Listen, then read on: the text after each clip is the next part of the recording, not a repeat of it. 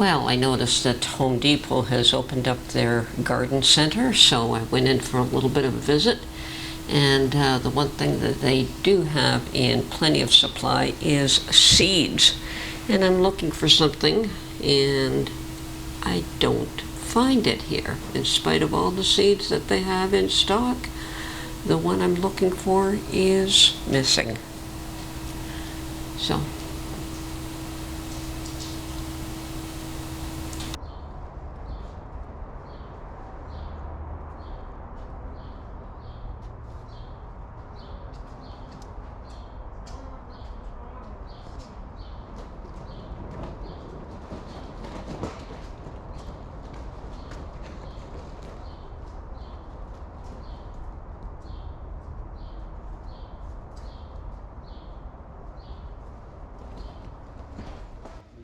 and my next visit is to our large Canadian Tire that is not too far from me, and checking out their stock of Bernardin. This is the store that just seems to have skid loads and skid loads and skid loads of canning supplies, and they didn't disappoint. Once again, it appears as though they have new skid loads of new products.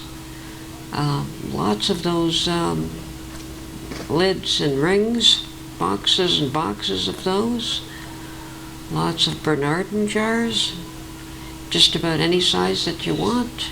And there we go, checking around. Quite a few.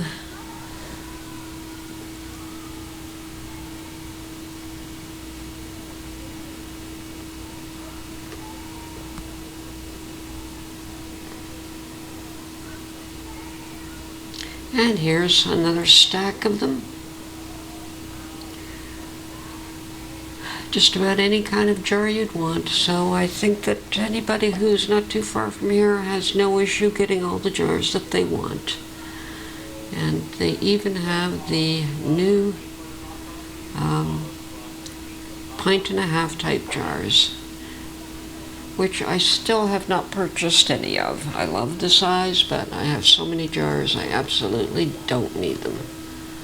Yeah, great size. Too bad they didn't have them before when I was collecting jars. Okay.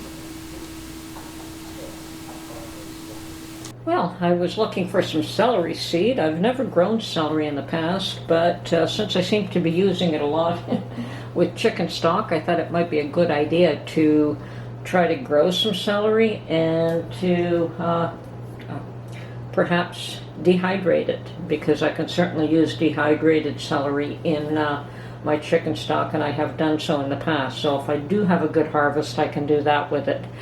Now, I looked high and low, many stores, and I finally found Zappa seeds, never heard of them, at Home Hardware, which is the Canadian version of Home Depot or whatever. It's similar but not the same. Anyway, it would appear as though I am a little bit late sowing these. It says to sow them February and March, and to transplant May to June. So I should still be okay. I mean, it is April, and I just would be harvesting them a little bit later and transplanting them a little bit later, should I have success with them coming up. So amazing how tiny these seeds are. There's quite a few in this package. So I started a bunch of them, and well, we'll see what happens. First time I've grown celery. Now, the other way to grow celery, of course, is to cut the end off a grocery purchased celery, put that base in some water until it grows roots, and you can plant that. And I will do that with the celery that I do have in-house right now. So, but it's only one. Like, I have not saved them and I have not grown them, so I will do so with any that I buy in the stores currently. So there's my interesting gardening effort here. Okay, I'm going to do a few chores here today, and the first one would be to feed my sourdough starter. And the way we do that is to put in equal parts flour, water, and sourdough starter by weight. And I'm going to start off by zeroing out the weight of the jar so that I know exactly what I'm putting in here. And I'm going to start off with some bottled water. You don't want chlorinated water.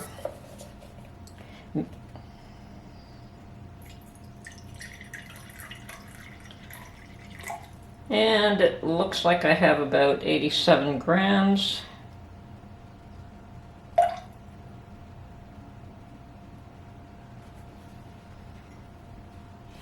Okay, that's 88.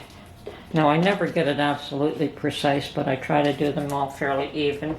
Now I'll zero this out again and try to get 88 grams of my sourdough starter.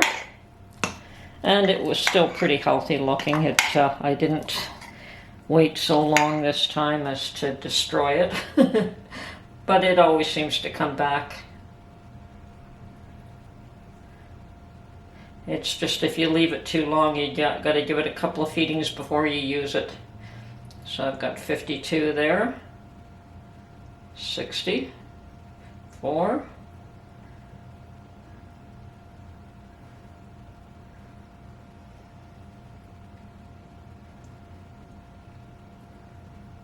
okay, 85, just a tad more. And that's 89, so that's close enough. I could add another gram of water, but I'll leave that for the time being. Zero this out again. Get a fresh spoon.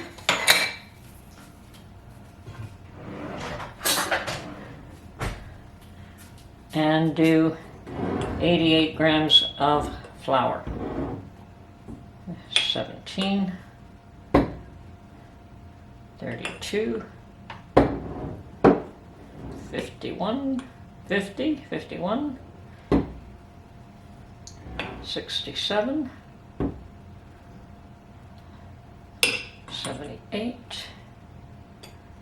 84, 88. And now all I do is stir this all up. And I keep mine in the refrigerator simply because it only needs feeding about once a week if I do that. If I leave it out, it needs feeding every day. And I don't make sourdough bread every day. If you were to make it every day, you would not put it in the refrigerator.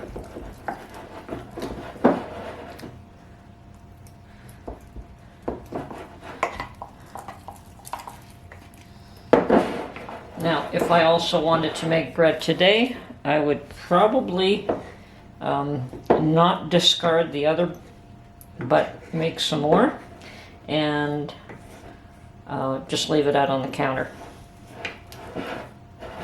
But since I'm not planning to make any bread, I'm just feeding the sourdough starter to keep it alive and healthy. This is all I'm doing.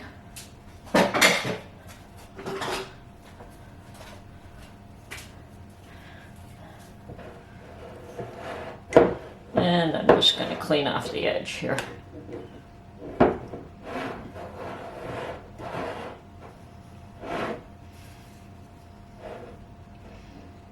Okay, so that's my first chore of the day done. And the next one is to start another pot of chicken stock. Chicken stock, chicken stock, chicken stock.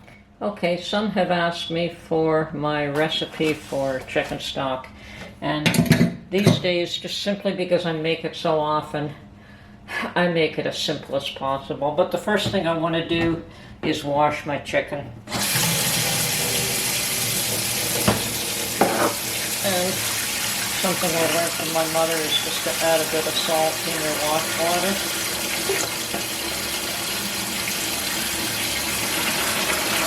And I'm just going to put this in the sink simply because I have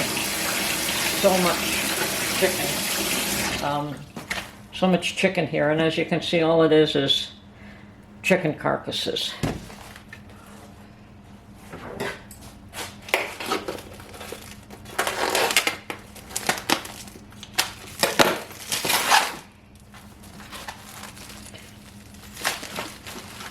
No, I did buy these yesterday and I froze them, so.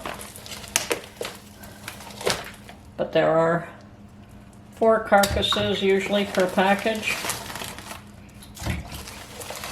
And they didn't disappoint. Same thing again today.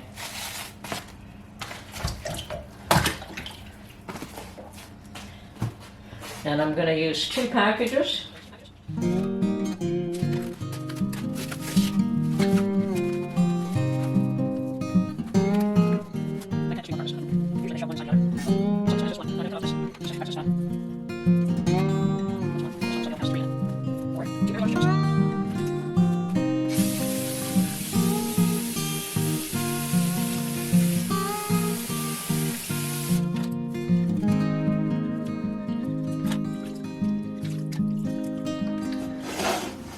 Okay, and at this point, all I do is after they've given a bit of a wash, is put my chicken carcasses in a pot.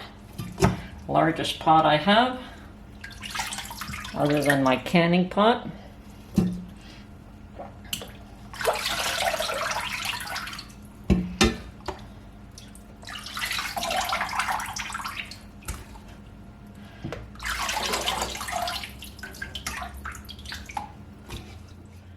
Okay, so what do I add? First of all,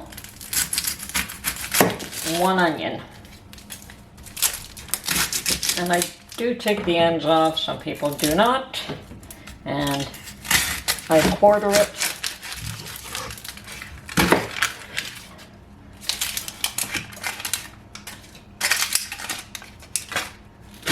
And throw it in, peel and all.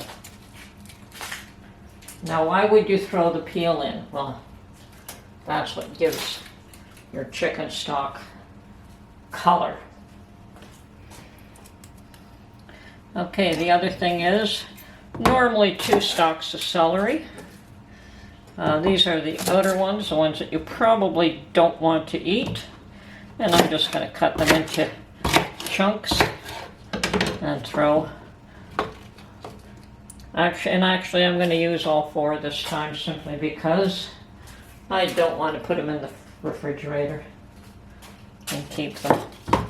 So I've got, once again, a couple of stalks of celery.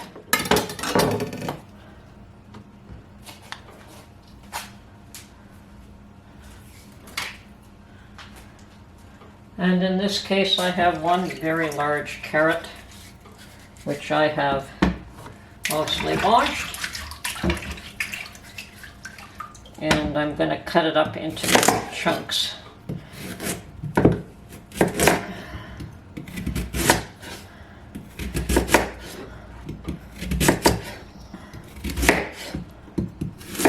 And all of this is just for added flavor. Now, there was a time I used to add all kinds of spices, and you can do that. You can add oregano and basil and all kind, a little bit of sage, a little bit of any spice that you may want, but none of that is necessary. You can make your stock as pure as you want, and then add your ingredients if you're using it to cook something. I no longer even add salt. So that's my recipe for making chicken stock. The idea now is just to let it simmer for hours and hours. And you can save your vegetable scraps and just include them in your chicken stock. I make so much of it, I never seem to have an awful lot of vegetable scraps anyway, so this is it. So now we just cover this, let it come to a boil, and as soon as it comes to a boil, turn it down and let it simmer for hours on end.